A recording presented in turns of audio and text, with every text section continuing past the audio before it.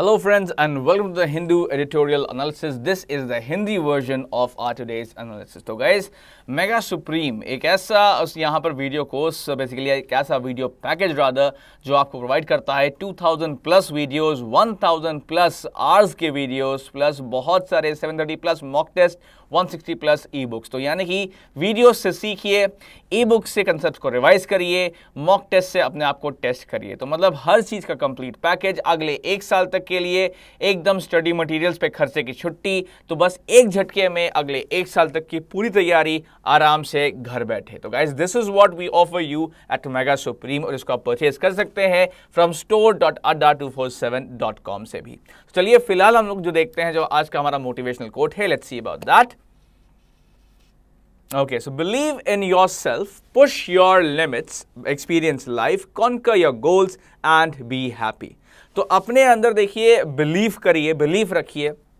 साथ ही में देखा जाए तो आप हमेशा हार्ड वर्क ट्राई करो, ठीक है, हमेशा हार्ड वर्क ट्राई करो और जितना ज़्यादा आप हार्ड वर्क कर सकते हो, जितना ज़्यादा आप लिमिट तक, मतलब हद है क्या हद है आपकी, कैपेबिलिटीज़ क्या है, एबिलिटीज़ क्या है, उसको हमेशा देखो कहाँ तक आप क्या एफर्ट कर सकते हो। साथ ही में ना जब ऑब्वियस है जब आप एफर्ट करोगे लाइफ में तो आपको अलग अलग चीज़ें सीखने को मिलेंगी, आपको बहुत सारी एक्सपीरियंसेस मिलेंगी लाइफ में, तो उन सब को एक्सपीरियंस करो और फिर अल्टीमेटली ऐसा होगा जब आप अच्छे खासा एक्सपीरियंस पा चुके होंगे, जब आप बहुत सारे एफर्ट्स कर चुके होंगे तो ऑब्वियस है आप सक्सेसफुल भी होंगे अपने गोल्स में। और जब आप सक्सेसफुल हो जाएं तो खुद भी खुश रहिए और अपने आसपास के लोगों को भी खुश करिए। इसीलिए देखा जाए तो ऐसे ही आपको अल्टीमेटली सक्सेस पाना भी है और सक्सेस आसपास बांटना भी है। So guys, this is the way how you should live life. So believe in yourself, that's the first thing, most important thing. Then push your limits and do efforts. Then also gain experiences in life and conquer your goals one after another. And finally, be happy, the ultimate goal. Okay guys, now let's come back to the center screen once again. तो भाई देखा जाए तो motivational quote देखिए हम लोग देख चुके हैं। अब बारी है कि जो हमारा आज का ई पेपर है जरा उस पर भी नजर दौड़ा देते हैं। तो let's see the e paper once. Okay, so time to reach out across the border. अब देखो ये जो आर्टिकल है ये क्योंकि ऑब्वियस है बॉर्डर्स की बात हो रही है तो आईआर पॉइंट ऑफ व्यू से बहुत इंपॉर्टेंट है सीसैट एस्पिरेंट्स के लिए। बात किसकी हो रही है यहाँ पर? India and Pakistan must seize the resolution of the diplomatic spat to normalise bilateral ties. तो भाई देखा जाए तो डिप्लोमेटिक लेवल पे भी काफ़ी बुरे हालात हो गए थे बीच में इंडिया और पाकिस्तान के। पाकिस्तान ने अपने एनवॉय को वापस बुला लिया था। साथ ही में देखा जाए तो इंडिया इनफैक्ट काफ़ी बदतमीजी हुई थी उनके एनवॉय के साथ, ऐसा पाकिस्तान का कहना है। इंडियन जो एनवॉय है उनके साथ भी बदतमीजी हुई थी पाकिस्तान में। बट एनीवे, तो खैर अब वो सब पीछे छोड़ते हुए अब चीज़ें सुधर रही हैं, हालात सुधर रहे हैं और ऐसे ही चीज़ों को इम्प्रूव करना भी चाहिए, ठीक है। अब हम लोग देखते हैं नेक्स्ट। देखिए इसके बाद दिया हुआ है टेस्टिंग एग्जाम। ऑलराइट, नाउ ये देखिए एक बेहद इंपॉर्टेंट एजुकेशन बेस्ड आर्टिकल है। अब ये जो आर्टिकल है देखिए ये आपके एग्जाम के लिए बहुत ज़्यादा इंपॉर्टेंट है और इसीलिए हम लोग इसको जो है देखिए ज़रूर एनालाइज यहाँ पर करने वाले हैं। तो ज़रूर एनालाइज करेंगे इसको, बहुत इंपॉर्टेंट आर्टिकल है। नाउ अब देखिए यहाँ पे क्या करना है, all that's been left unsaid. ये देखिए ये जो आर्टिकल है ये एक पॉलिटिकल आर्टिकल है जहां पर कांग्रेस की बात हो रही है और राहुल गांधी की बात हो रही है। तो वंस अगेन पॉलिटिकल आर्टिकल है, सीसैट के लिए इंपॉर्टेंट है, स्टेट लेवल एग्जाम्स के लिए इंपॉर्टेंट है, बैंक के लिए उतना इंपॉर्टेंट नहीं है, ठीक है। अब देखिए दिया हुआ है आपके एक्सट्रीम राइट पर किम इन बीजिंग। तो वंस अगेन यहाँ बात हो रही है नॉर्थ कोरिया के जो शासक हैं वो चाइना गए थे, उनके प्रेसिडेंट से मिले थे और बहुत ही गर्म जोशी तो उनके बीच नजर आई थी। तो आईआर पॉइंट ऑफ व्यू से इंपॉर्टेंट आर्टिकल है, सीसैट वालों को बहुत पसंद आएगा ये आर्टिकल, ठीक है। अब देखो नीचे आते हैं, देखो अगला जो पन्ना है उस पर दिया हुआ है शुड गैम्बलिंग बी लीगलाइज। तो एक ओपिनियन बेस्ड आर्टिकल है, बहुत ही बेहतरीन आर्टिकल है डिस्क्रिप्टिव राइटिंग की जहां तक बात है। और केवल डिस्क्रिप्टिव राइटिंग ही नहीं, अगर आप डिस्क्रिप्टिव राइटिंग की बात करेंगे या फिर हम बात कर रहे हैं जीडीज की, ग्रुप डिस्कशंस की, तो कि बहुत ही बेहतरीन और इंपॉर्टेंट आर्टिकल है। जरूर एनालाइज करिए, जरूर समझिए इस पर्टिकुलर आर्टिकल, काफी अच्छा रहेगा ये, ठीक है। नाउ अब देखा जाए तो एक और जो आज का बहुत इंपॉर्टेंट आर्टिकल है वो है टैकलिंग प्रेजुडिस। अब ये जो आर्टिकल देखिए ये बेस क्या है, there is a long road ahead before transgender persons are accepted into the mainstream. तो जो थर्ड जेंडर है, जो ट्रांसजेंडर होते हैं, जो थर्ड जेंडर होता है, तो उसको लेकर ना अभी भी सोसाइटी में एक्सेप्टेंस नहीं है और हमें बहुत सारे एफर्ट्स करना है ताकि सोसाइटी में एक्सेप्टेंस आए। इन सबको भी जो है as a human being treatment किया जाए, as a normal human being treat किया जाए और उसके लिए ये आर्टिकल यहाँ पर दिया हुआ है। तो चलिए अब हम लोग आते हैं वापस सेंटर स्क्रीन पे, फिर हम लोग चलेंगे जो आज का सबसे ज़्यादा इंपॉर्टेंट और पहला आर्टिकल है जिसको कि हम लोग एनालाइज करेंगे उस पर। तो गाइज बहुत दिन हो गए थे हमने एक अच्छा सा एजुकेशन बेस्ड आर्टिकल जो है एनालाइज नहीं किया था। वेल गाइज आज मौका आ गया है कि हम लोग एक इंपॉर्टेंट एजुकेशन बेस्ड आर्टिकल यहाँ डिस्कस करें। So without wasting any time, let's take a look at the first article that we have here for you. So testing times. Now, the HRD ministry must pull out all the stops to restore the trust in CBSE exam process. तो देखा जाए जिस तरीके से यहाँ exam paper leak से अब लोगों का भरोसा उठ रहा है CBSE से, तो HRD मिनिस्ट्री को पूरा एफर्ट करना चाहिए कि वापस वो भरोसा ठीक से आ जाए। Now, so see, the Central Board of Secondary Education CBSE faces a serious erosion of credibility with the leaks of its annual examination question papers on economics for class 12th and mathematics for class 10th. Thousands of students are naturally frustrated as that their best shot of these papers has come to naught. They must now make another strenuous effort in a re-examination. तो obvious है भाई बहुत सारे लोगों का CBSE से भरोसा उठ गया है जब जैसे ही ये क्वेश्चन पेपर्स की लीक की खबर बाहर आई है। इकोनॉमिक्स का जो पेपर था क्लास 12th का वो लीक हो गया क्वेश्चन पेपर, और जो क्लास 10th के मैथ्स का क्वेश्चन पेपर था वो भी लीक हो गया है। हज़ारों स्टूडेंट, हज़ारों लाख स्टूडेंट जो है बहुत ज़्यादा फ्रस्ट्रेटेड महसूस कर रहे हैं। उनके जो पेरेंट्स हैं, अभिभावक हैं, वो भी बहुत निराश महसूस कर रहे हैं कि पूरा जो इन्होंने मेहनत करी, जो एफर्ट किया, अब वो जो है बिल्कुल नलीफाई हो गया है और कुछ भी उसका मतलब नहीं रहा है। तो ये बहुत गलत हुआ इन लोगों के साथ। अब उनको वापस जो है दोबारा एक री एग्जामिनेशन झेलना पड़ेगा फिर से। नाउ अब आगे समझते हैं यहाँ पर। सो सी, clearly, the Ministry of Human Resource Development failed to assign the top priority to secrecy and integrity of the process, considering that its standard operating procedure was easily breached and the questions were circulated on instant messaging platforms. Yet, the problem is not new. State question papers have been leaked in the past. अब देखा जाए तो बहुत ही साफ तौर पर हम समझ सकते हैं जो मिनिस्ट्री ऑफ HRD है उसका जो एक बहुत बड़ा जिसे कहते हैं मतलब एसओपी होता है, बहुत मेन एसओपी होता है कि सीक्रेसी मेंटेन करके रखे क्वेश्चन पेपर्स में, वो उसकी धज्जियां उड़ा दी गई हैं और बहुत आराम से क्वेश्चन जो है मैसेजिंग प्लेटफॉर्म्स पर जो है इधर उधर जो है फ्लोट हो रहे थे और लोग आराम से एक दूसरे का एक्सचेंज कर रहे थे। क्वेश्चंस के आने वाले उसको देख रहे थे, पढ़ रहे थे, समझ रहे थे। अब ये जो क्वेश्चन पेपर लीक का जो मामला है ये कोई नई बात नहीं है। आए दिन ऐसा होता है कि स्टेट बोर्ड जो क्वेश्चन होते हैं उनके क्वेश्चन पेपर्स लीक अक्सर होते रहते हैं और कई बार ऐसा हुआ भी है पास्ट में। नाउ तो चलिए इससे पहले कि हम ये आर्टिकल आगे समझेंगे, मैं समझता हूं यहाँ जरूरी है कि हम लोग क्वेश्चन नंबर 1 देखते हैं। तो let's see question number 1 that we have here for you. तो नॉट जो वर्ड है इसका सिनोनिम क्या हो जाएगा? कंप्लीट, फुल, नथिंग और एवरीथिंग में से। तो देखिए कंप्लीट का मतलब होता है टोटल या फुल, फुल का मतलब होता है कंप्लीट या फिर टोटल, नथिंग का मतलब हो जाता है कुछ भी नहीं, एकदम नलिफाई। ऑलराइट, देन एवरीथिंग मतलब सब कुछ। ठीक है, so guys this is the point over here. अब देखो, सो अब आप समझ सकते हो, यू नो कंप्लीट, टोटल पूरा कंप्लीट हो जाएगा, फुल का भी वही पूरा वाला है, नथिंग मतलब कुछ भी नहीं है, एवरीथिंग मतलब सब कुछ। अब बताओ यहां पर सिनोनिम क्या हो जाएगा नॉट का? Well it has to be option number 3, nothing. और मैं उम्मीद करता हूं कि आपने यही लिखा भी होगा कमेंट सेक्शन में कि not equals to nothing, not equals to nothing. अच्छा, यहां जो बात है दिमाग में रखने वाली वो ये है कि यहां पर NOUGST नॉट है, NOT वाला नॉट नहीं है। ठीक है, तो याद रहे NOUGST not equals to nothing. ठीक है, अब आते हैं वापस ई पेपर पर। Come on, let's come back article पे। Thank you.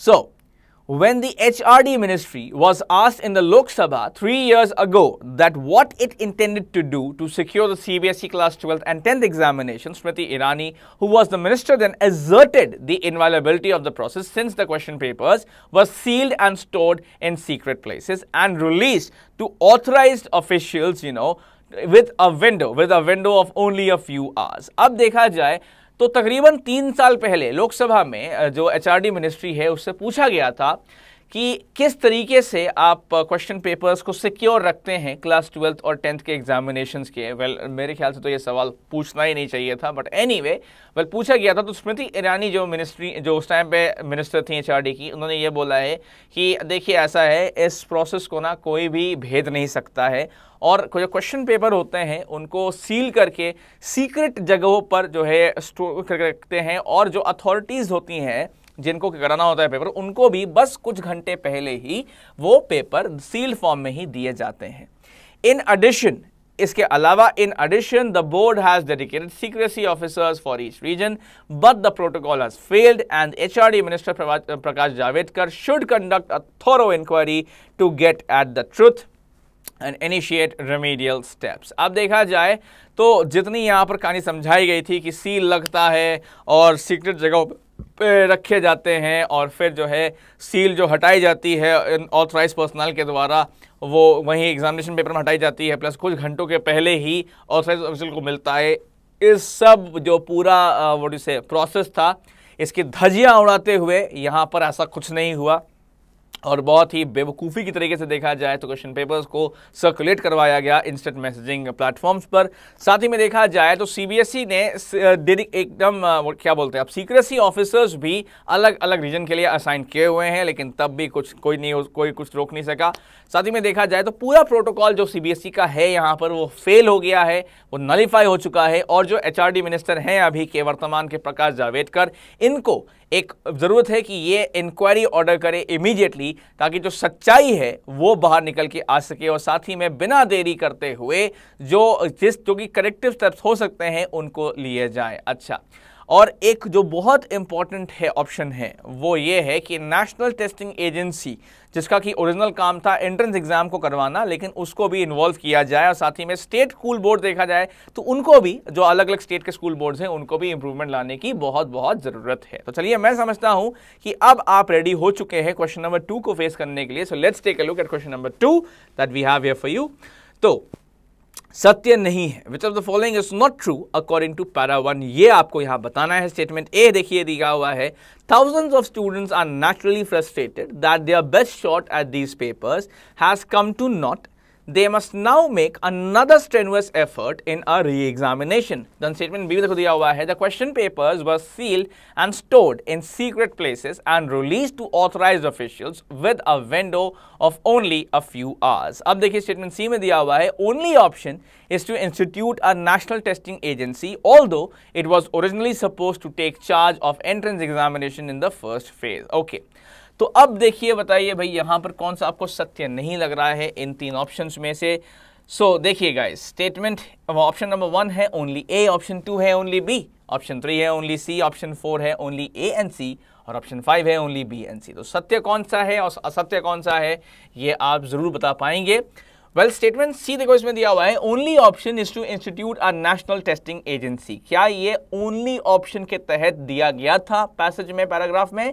नहीं। जिसका मतलब क्या है, जो स्टेटमेंट सी है वो गलत है, वो सत्य नहीं है। That means guys, question number 2 का जो आंसर होगा वो होगा ऑप्शन नंबर 3 ओनली सी। तो मैं उम्मीद करता हूं आपने यही लिखा है कमेंट सेक्शन में, 2-3 only C is the answer. Now let's come back to the e paper once again. So, a major leak such as the one that has hit CBSE raises a question often debated in academic crisis: is a high-stake test that the best option? To some sociologists, the use of quantitative indicator with rising importance for social decision making makes it more vulnerable to corruption practices and distorts and undermines the process it is intended to monitor. तो देखिए, यहाँ पर बात यह है कि जिस तरह की यहाँ पर अभी क्वेश्चन पेपर लीक हुआ है, तो ये जो घटना है ना, ये एक बहुत बड़ा सवाल उठाती है। क्या इतना ज़्यादा जोर और इतना ज़्यादा प्रेशर और इतना ज़्यादा जो टैलेंट है लोगों का, स्टूडेंट्स का हमारे देश में, वो सिर्फ एक एग्ज़ाम पर ही निर्भर होना चाहिए? क्योंकि ये बहुत ही बेवकूफ़ी वाली बात लगती है। और इसलिए देखा जाए बिकॉज जब ज़्यादा आप प्रेशर डालते हो किसी पर्टिकुलर एग्जामिनेशन पे, तो करप्शन की जो चांसेस है ना वो बढ़ जाते हैं उतने ही ज़्यादा। बिकॉज सबको पता होता है कि ये दिस इज डू और डाई, और अगर ये खराब हो गया तो सब खराब हो जाएगा। तो इसीलिए अक्सर ऐसा होता है कि लोग जो है चीटिंग करने का सोचते हैं और सक्सेस पाने का सोचते हैं। ठीक है, ज़बरदस्ती मतलब चीटिंग करके सक्सेस पाने का सोचते हैं, बिकॉज उनको पता होता है स्टेक जो है बहुत ज़्यादा हाई है और दाव बहुत ज़्यादा हाई है। तो इसीलिए इनफैक्ट मॉनिटर प्रोसेस क्या होता है, प्रोसेस बनाया इसलिए गया था ताकि सब लोगों की एक लेवल थिंकिंग हो जाए और हर कोई जो है एक पर्टिकुलर स्टैंडर्ड की पढ़ाई कर सके और स्टैंडर्ड का नॉलेज रख सके। लेकिन अब देखा जाए तो वो नॉलेज की देखा जाए टेस्टिंग नहीं होती है, अब जो टेस्टिंग होती है वो परसेंटेज की होती है कि कौन कितना परसेंटेज ला सकता है, नॉलेज चाहे हो चाहे ना हो उससे कोई मतलब नहीं है, ठीक है। अब ऐसा प्रोसेस बन चुका है। Now that seems to be an apt description of what has taken place, ठीक है। तो जो बेवकूफ़ी यहाँ हुई है उसको बहुत ही अच्छे से यहाँ समझाया है ऑथर ने। Now anyway let's understand more over here. Today what is needed is a credible testing method to assess a student's aptitude and learning, but the answer may lie not in one all-important examination but multiple assessments that achieve the same goal. Such an approach will end the scramble of high scores in a definitive board examination and the exam stress that the government has been trying to alleviate. Student देखा जाए तो कई बार ऐसा बोला जाता है कोई भी स्टूडेंट देखा जाए तो मतलब एक जैसे नहीं होते हैं। हर स्टूडेंट का ना देखो, अगर अगला इंडिविजुअल है, डिफरेंट इंडिविजुअल है, तो ऑब्वियस है उसके डिफरेंट टैलेंट्स हो सकते हैं। तो हर किसी को एक ही मापदंड के थ्रू माप देना और एक ही स्टैंडर्ड प्रोसेस के थ्रू हर किसी को डाल देना, उसी के थ्रू जो है निकालना, ये बेवकूफ़ी की बात है। जब when every human being is unique, when every student is unique, then why do we place one single standard for each and every student? That is absolutely absurd and wrong. Rather देखा जाए तो multiple assessments होने चाहिए और ज्यादा जो pressure है वो सिर्फ एक पे नहीं होना चाहिए। हमें इंडिविजुअल्स का पोटेंशियल देखना है और इसको इंप्रूव करना है ताकि वो फ्यूचर में एक अच्छा कंट्रीब्यूशन दे सके सोसाइटी के लिए, नेशन के लिए, दुनिया के लिए, ठीक है।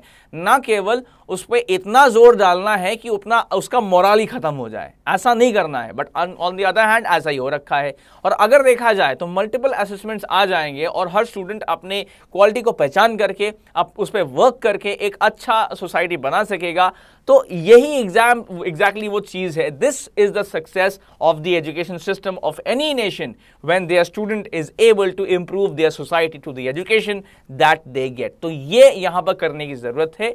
ऑलराइट, नाउ अब आगे यहां पर समझ सकते हैं वेर जो एकेडमिक एक्सपर्ट्स है वो ज्यादा अच्छा रहेगा इस पर अगर डिबेट करें तल भी बेटर। बट एनीवे गाइस, तो चलिए अब ऐसा करते हैं, जो क्वेश्चन नंबर 3 है हमारे पास, 4 नहीं, जो क्वेश्चन नंबर 3 है वो देख लेते हैं। Let's see about that. वो गैप बेस्ड क्वेश्चन है ये। ओके, तो रेमेडियल का देखा जाए तो यहाँ सिनोनिम क्या हो जाएगा? ऑप्शन है आपके पास करेक्टिव, हार्मफुल, इंजूरियस और डैमेजिंग। तो देखिए ऑप्शन नंबर 1, करेक्टिव का मतलब होता है मतलब जिसमें इंप्रूवमेंट के लिए जो कदम उठाया जाए जिससे कि कुछ बेहतरी हो सके। हार्मफुल मतलब जिससे नुकसान पहुंच सके, जो कि हार्म पहुंचाए। इंजूरियस मतलब भाई ऑब्वियस है जो इंजर करे, ठीक है, नुकसान पहुंचाए, इंजर करे। देन डैमेजिंग देखा जाए तो वंस अगेन नुकसान पहुंचाए वाली बात हो जाएगी यहाँ पर। तो corrective, harmful, injurious and damaging क्या क्या है ये तो आप समझ चुके होंगे। रेमेडियल का सिनोनिम आपको यहाँ बताना है। ऑप्शन हम दे चुके हैं। वेल आई थिंक अब तक आप जवाब दे चुके होंगे। See it has to be option number 1 corrective. तो आप क्या करिए, आप सिंपली लिखिए कमेंट सेक्शन में remedial equals to corrective, remedial equals to corrective, remedial equals to corrective, ठीक है guys। तो guys that is the correct answer and I hope that you know that you have been able, that you are able कि आपने यही सही जवाब दिया होगा। चलते हैं वापस ई पेपर पर और आगे समझते हैं यहाँ पर हम लोग, ठीक है। नाउ सो अभी जो एग्जाम की बात थी वो बेसिकली जो हमने यही बोला था कि जो ज़्यादा अच्छा रहेगा, जो एजुकेशन एक्सपर्ट्स हैं वो इस पर बात करें। बट एनीवे तो चलिए आगे समझते हैं। Now see, more immediately, the CBSE has to restore faith in its process. The board went into denial mode when the leaks were first reported, but subsequently decided to acknowledge the problem and order a fresh examination in the 2 subjects. In the current scheme, the annual exercise is all important to students, all right. Everything should be done to inspire total confidence in the board examination. देखा जाए तो फिलहाल अगर हम बात करें कि CBSE का रिएक्शन कैसा था, तो CBSE सबसे पहले तो एकदम चली गई डिनाइल मोड में कि नहीं, कोई क्वेश्चन पेपर लीक नहीं हुआ है, कुछ नहीं हुआ है, ये है वो है। मतलब एकदम स्टबर्न और बेवकूफ़ी वाली अप्रोच जो थी वो CBSE ने यहाँ दिखाई बहुत ही अच्छे तरीके से। उसके बाद थोड़ी थोड़ी अकल आई CBSE को और फाइनली उन्होंने एक्नॉलेज करना शुरू किया कि हाँ ठीक है, धांधली हो गई है, लीक आउट हो गया है, बट कोई बात नहीं, री एग्जामिनेशन करवाएंगे इन दोनों सब्जेक्ट्स का, ठीक है। तो अब यहाँ पर ये बोला गया है। अब देखा जाए तो बहुत ज़्यादा इंपॉर्टेंस है CBSE का और शायद CBSE खुद ही ये भूल गया है इस बेवकूफ़ी की हरकत को देखते हुए। But anyway that's really good कि अल्टीमेटली उन्होंने कुछ तो कदम उठाए हैं कि जो स्टूडेंट्स हैं उनकी भलाई हो, उनके साथ बुरा ना हो। इनफैक्ट देखा जाए लेकिन ये काफ़ी नहीं है क्योंकि इन्वेस्टिगेशन होना चाहिए और ऐसा एग्जाम्पल सेट होना चाहिए कि दोबारा ऐसा कभी भी ना हो और कोई ऐसा करने का सोचे भी नहीं। तो इसीलिए बहुत ज़्यादा इंपॉर्टेंट है कि कुछ ठोस कदम उठाए जाएं जिससे कि जो CBSE है उस पर जो लोगों का जो भरोसा उठा है वो वापस आ सके। चलिए अब देखते हैं जो क्वेश्चन नंबर 4 है हमारे पास। Let us see about that कि क्या है सवाल number 4। Okay, so which of the following is true according to para over here. देखिए स्टेटमेंट ए दिया हुआ है, today what is needed is a credible testing method to assess a student's aptitude and learning. Statement B दिया हुआ है, such an approach will end the scramble for high scores in a definitive board examination and the exam stress that the government has been trying to alleviate। फिर देखिए statement C में दिया हुआ है, nothing should be done to inspire total confidence in the board examination। तो देखो भाई यहाँ पर सत्य कौन सा है इस पैसेज के हिसाब से ये आपको यहाँ बताना है। तो तीन आपके सामने हमने स्टेटमेंट्स पढ़े। ऑप्शन नंबर 1 है ओनली ए, ऑप्शन नंबर 2 है ओनली बी, ऑप्शन नंबर 3 है ओनली सी, ऑप्शन नंबर 4 है ओनली सी एंड बी और ऑप्शन नंबर 5 है ओनली बी एंड ए। तो गाइस सत्य कौन सा है ये आपको समझाना है, या टाइम तो आपके पास है ही, बट एनीवे गाइस सी। तो अगर हम बात करें स्टेटमेंट ए की और बी की तो आप समझोगे कि ये तो देखा जाए तो मतलब बिल्कुल वही कह रहे हैं जैसा दिया हुआ है आपके पैराग्राफ में या पैसेज में। लेकिन देखिए जहां तक बात है ऑप्शन सी की, तो इसमें देखो दिया हुआ है nothing should be done to inspire confidence in the board examination. क्या ऐसा ही दिया हुआ था पैराग्राफ में? नहीं, नथिंग नहीं दिया हुआ था, एवरीथिंग दिया हुआ था। तो इसका मतलब क्या है, ऑप्शन सी क्या है, ट्रू नहीं है, नॉट ट्रू है। That means A and B सही है, जिसका मतलब क्या है ऑप्शन नंबर 5 जो दिया हुआ है only B and A, that is the answer guys. तो मैं उम्मीद करता हूं 4-5 ओनली बी एंड ए आपने यही लिखा होगा कमेंट सेक्शन में। और इसी के साथ जो आज का हमारा पहला आर्टिकल था वो खत्म होता है, समाप्त होता है। और मैं समझ सकता हूं कि आपको थीम पहले आर्टिकल की अच्छे से समझ में आई होगी। ठीक है, अब आते हैं और देखते हैं हमारे पास जो सेकंड क्वेश्चन है, जो सेकंड आर्टिकल है रादर, वो क्या है आपके लिए। Well, it's tackling prejudice. So there is a long road ahead before transgender persons are accepted into the mainstreams. तो अब भी ऐसा हो गया है कि जो डेफिनेटली मेल या डेफिनेटली फीमेल वाली परिभाषा है वो बहुत ज़्यादा हावी है पूरी सोसाइटी पर, और ट्रांसजेंडर्स को देखा जाए तो अब भी एक्सेप्टेंस नहीं मिल पा रहा है बहुत सारी कोशिशें करने के बावजूद। तो एनीवे, तो ये जो आर्टिकल है ये उनके जो प्रॉब्लम्स हैं वो उसके ऊपर बेस्ड है। आई एम प्रीटी श्योर कि आप लोगों को अच्छा लगेगा ये आर्टिकल, और वैसे देखा जाए तो एग्जाम पॉइंट ऑफ व्यू से भी काफ़ी इंपॉर्टेंट आर्टिकल है ये। Now, nearly a month after Shanavi Ponnuswamy, a trans woman from Tamil Nadu, wrote to the president alleging that Air India had denied her cabin crew job. Despite her clearing the written exam, the Ministry of Social Justice sent a bill on transgender rights to the cabinet with amendments as suggested by the standing committee. अब देखा जाए तो बहुत दुख की बात है यहाँ पर, तकरीबन 1 महीने के बाद शानवी पोर्नस्वामी जो कि एक ट्रांस वुमन है तमिलनाडु की, इन्होंने प्रेसिडेंट को शिकायत लिखी थी कि एयर इंडिया ने इनको जॉब नहीं दी, जबकि इन्होंने जो रिटन एग्जाम था वो भी क्लियर कर लिया था, तब भी इनको जो है जॉब नहीं दी गई है। तो इस बात को लेकर के इन्होंने पत्र लिखा था प्रेसिडेंट में, और 1 महीने के बाद ऐसा एक्शन हुआ है कि जो मिनिस्ट्री ऑफ सोशल जस्टिस है उन्होंने एक बिल भेजा है ट्रांसजेंडर राइट्स पर कैबिनेट को, और जो भी इंप्रूवमेंट्स सजेस्ट किए गए थे स्टैंडिंग कमेटी के द्वारा उन सभी को इंक्लूड करते हुए। ठीक है, अच्छा बाकी समझते हैं क्या है इस बिल की बात। So these include bringing public establishments under the chapter 5 of the bill which prohibits discrimination in any matter relating to employment including but not limited to recruitment, promotion and other related issues. तो इस bill के तहत जो और भी चीजें included हैं उसका अगर मैं आपको एक ब्रीफ आइडिया दे दूं तो किसी भी ट्रांसजेंडर के साथ चैप्टर 5 ऑफ द बिल में देखा जाए तो पब्लिक एस्टैब्लिशमेंट्स को भी, ये जितने भी यानी सरकारी इंस्टीट्यूशंस है वो सब इसके अंडर आते हैं। और देखा जाए तो किसी भी ट्रांसजेंडर के साथ, ये इनमें से कोई भी सरकारी इंस्टीट्यूट अगर उनका कोई भी एम्प्लॉय ट्रांसजेंडर है तो उसके साथ वो किसी भी तरह का भेदभाव नहीं कर सकते हैं, चाहे वो रिक्रूटमेंट की बात हो या प्रमोशन की बात हो या फिर किसी और भी मैटर में वो कोई भेदभाव नहीं कर सकते हैं अपने किसी भी ट्रांसजेंडर एम्प्लॉय के साथ। तो खैर शुरुआत अच्छी है। फिलहाल देखते हैं क्वेश्चन नंबर 5 क्या हमारे पास, let's see about that now. तो देखो एंटोनिम यहां पूछ रहे हैं प्रेजुडिस का क्या हो जाएगा। ऑप्शंस आपके पास है बायस, बाइगेटरी, एवर्जन, फेयरनेस। देखो भाई फेयरनेस का मतलब हो जाता है कि मतलब जैसे बोलते हैं कंप्लीट फेथ के साथ, कंप्लीट जस्टिस के साथ जब कोई काम को करते हैं उसको हम ला सकते हैं फेयरनेस के अंडर। फिर देखिए एवर्जन हो जाएगा दुश्मनी, ठीक है। देन बाइगेटरी मतलब हो जाएगा क्रेजीनेस और इंसैनिटी। देन बायास हो जाएगा भाई जब हम बात करते हैं व्हाट यू से, जब फेवरिज्म की बात करते हैं या किसी एक साइड में झुकाव की तरफ बात करते हैं तो वो हो जाएगा बायास, ठीक है गाइस। तो एनीवे तो यहाँ प्रेजुडिस का एंटोनिम क्या हो जाएगा ये आपसे पूछा गया था, आई थिंक आप लोग सही जवाब दे भी रहे होंगे, दे भी चुके होंगे। It has to be option number 4 fairness, because देखो जो प्रेजुडिस होता है इसका मतलब अपने आप में बायास होता है, तो इसका एंटोनिम क्या हो जाएगा, it is going to be option number 4 fairness. चलिए अब आते हैं वापस इस ई पेपर पर वंस अगेन।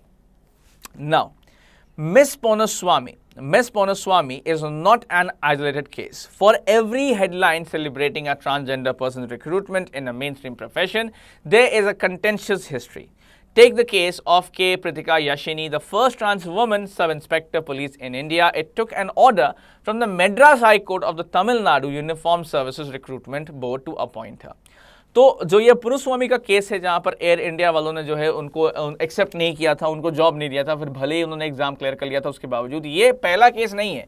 जब भी आपको ये हेडलाइन पढ़ते हैं कि कोई ट्रांसजेंडर को जो है जॉब मिली है किसी मेन स्ट्रीम में, तो उसके पीछे ना एक बहुत ही दर्दनाक कहानी हमेशा से होती है। फॉर एग्जाम्पल अगर हम बात करते हैं के प्रीतिका यशिनी की, जो कि इंडिया की पहली सब इंस्पेक्टर हैं, ट्रांसजेंडर सब इंस्पेक्टर हैं, ट्रांस वुमन सब इंस्पेक्टर हैं इंडिया की, तो उनकी कहानी हम बात करें तो मद्रास हाई कोर्ट का ऑर्डर लगा था Tamil Nadu uniform services recruitment board को, तब जाके उनको ये सब इंस्पेक्टर की जॉब मिली थी, वरना वो भी नहीं मिल पाती। सिर्फ इसलिए भी नहीं मिल पाती क्योंकि वो ट्रांसजेंडर है, उनकी किसी भी ऐसा कुछ भी नहीं है कि उनके अंदर क्वालिटी नहीं है या टैलेंट नहीं है, वो सब कुछ है, लेकिन क्योंकि वो ट्रांसजेंडर है, एक ऐसा कॉज, एक ऐसी चीज जो कि उनके हाथ में नहीं है, जिसके कारण वो कुछ नहीं कर सकती हैं, इसकी वजह से उनको नौकरी नहीं मिली थी। बट खैर भला हो मद्रास हाईकोर्ट का जिन्होंने ऑर्डर दिया जिसके तहत वो सब इंस्पेक्टर बन पाई। ओके, तो ये एक और बात होगी। तो थोड़ा सा और समझते हैं कि एग्जैक्टली ये बिल सामने आया कैसे और लॉ का क्या ओपिनियन रहा है, कोर्ट का कैसा रुख रहा है इस मैटर को लेकर के।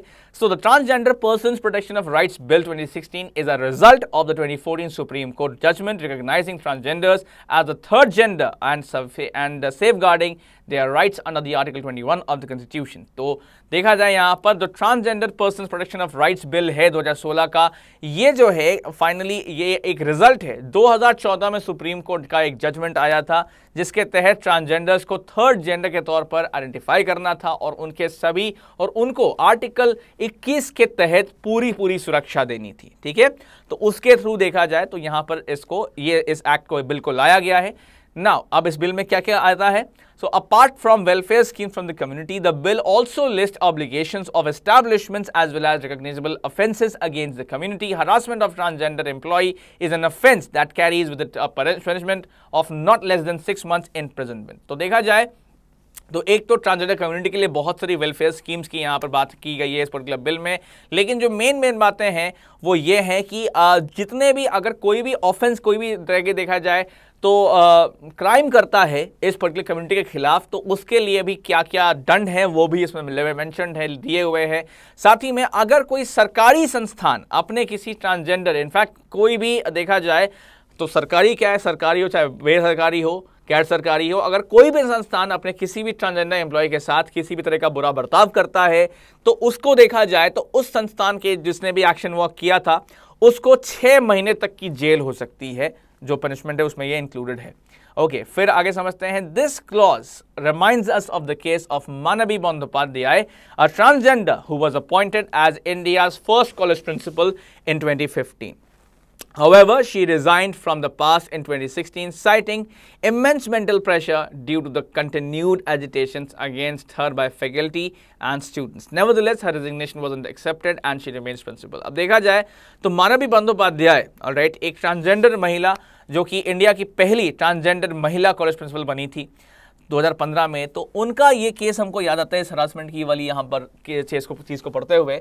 2016 में उन्होंने रेजिग्नेशन दे दिया था और ये बोला था कि उन पर इमेंस मेंटल प्रेशर बना हुआ था क्योंकि जो बार बार उनके खिलाफ फैकल्टी और स्टूडेंट्स प्रोटेस्ट कर रहे थे कि इनको हटाया जाए क्योंकि ये ट्रांसजेंडर है इसलिए हमारे प्रिंसिपल बनने के लायक नहीं है। तो इस मेंटल प्रेशर से, इस मेंटल एग्नी की वजह से 1 साल के बाद उनसे रहा नहीं गया और उन्होंने अपना रेजिग्नेशन दे दिया। हाउएवर, उनका रेजिग्नेशन एक्सेप्ट नहीं किया गया है और अब वो अभी भी इंडिया की पहली कॉलेज प्रिंसिपल बनी हुई है। ठीक है, ट्रांसजेंडर कॉलेज प्रिंसिपल। तो एनीवे गाइस, तो यहाँ पर तो बातचीत हो रही थी। आई होप कि आप जो मैसेज है इस आर्टिकल का उसको समझ पाए होंगे कि no matter whether somebody is a male or a female or a transgender or a Hindu or a Sikh or a Punjabi or a Muslim or a Christian, we are all humans first and we should always remember कि इंसानियत किसी और चीज से सबसे ऊपर होती है। ठीक है, now let's take care of question number 6 which is a parajumble. Let's see about that. Okay, तो गाइज एक 7 सेंटेंस पैराजंबल आपके सामने। तो यहां आपको करना ये है, सबसे पहले जो मेन सब्जेक्ट जिसमें इंट्रोड्यूस हो रहा है वो आपका फर्स्ट स्टेटमेंट होगा, तो उसको आइडेंटिफाई करना। उसके बाद जो भी लॉजिकल पेयर बन सकते हैं, किस स्टेटमेंट के बाद कौन सा आ सकता है वो आइडेंटिफाई करना, और सबसे आखिरी में कौन सा लॉजिकल पेयर ऊपर कौन सा लॉजिकल पेयर नीचे, इसको अलाइन कर लेना। ठीक है, तो pause the video right now and start finding the parajumble.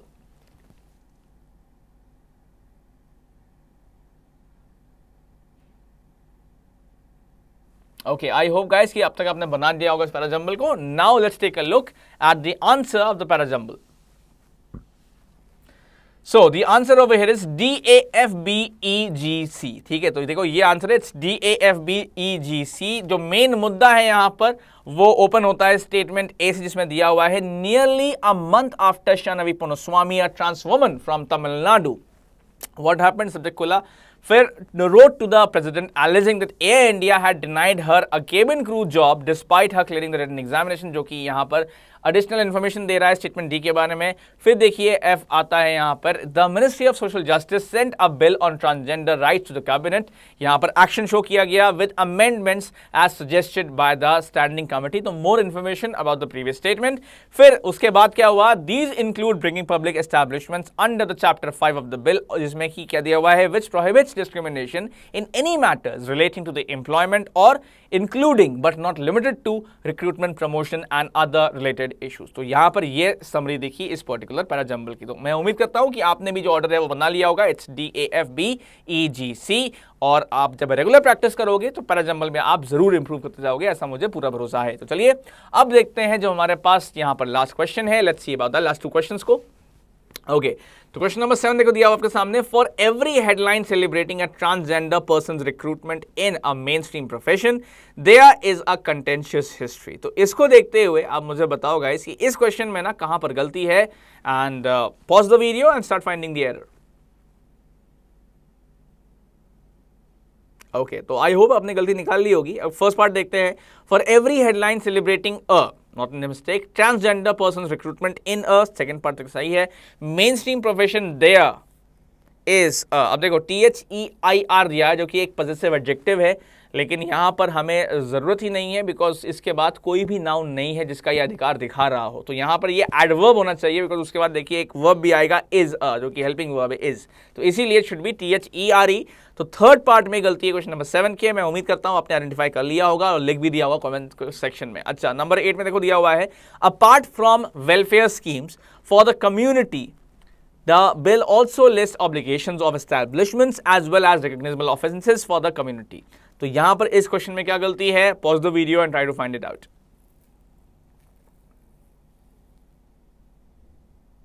Okay, I hope आपने निकाल ली होगी जो गलती है यहां पे। Apart from welfare schemes from the for the community, यहां तो सही है। The bill also lists obligations भी सही है, of establishments as well as recognisable, यहां तो भी सही है, ऑफेंसेस फॉर द कम्युनिटी। अब देखो ऑफेंस जब होता है तो वो खिलाफ होता है, ना किसी के लिए होता है, तो it should be against and ना की फॉर। ओके गाइस, तो ऑप्शन नंबर 4 में गलती है क्वेश्चन नंबर 8 के, 8-4 that's the answer and that is what you should write down in the comment section. तो गाइस चलिए अब आते हैं हम लोग वापस सेंटर स्क्रीन पर। So my dear friends, that is all in today's editorial analysis. मैं उम्मीद करता हूं कि हमने जो भी 2 आर्टिकल्स आज पिक किए थे आपको पसंद आए होंगे, और वैसे ये आपके एग्जाम के लिए बहुत इंपॉर्टेंट है तो इनके बारे में आप अच्छे से समझे भी होंगे। पसंद आया हो वीडियो तो जरूर लाइक करिएगा, कंजूसी करना अच्छी बात नहीं है, और साथ ही में कमेंट सेक्शन में भी जो आपका फीडबैक है वो जरूर हमको प्रोवाइड करें, और शेयर जरूर करिएगा इस वीडियो को अपने फ्रेंड्स के साथ, बिकॉज शेयरिंग इज केयरिंग। और हाँ, मेगा सुप्रीम आज रात 12 बजे तक खत्म हो जाएगा, तो इसीलिए अच्छा ऑफर है, जरूर आपको मैं कह रहा हूं as guide, do take care of it, जरूर परचेस कर लेना, इन्हीं आप ही का भलाई होगा। So that's all from today, keep always remember that with 7 government job is right in your pocket. Peace out.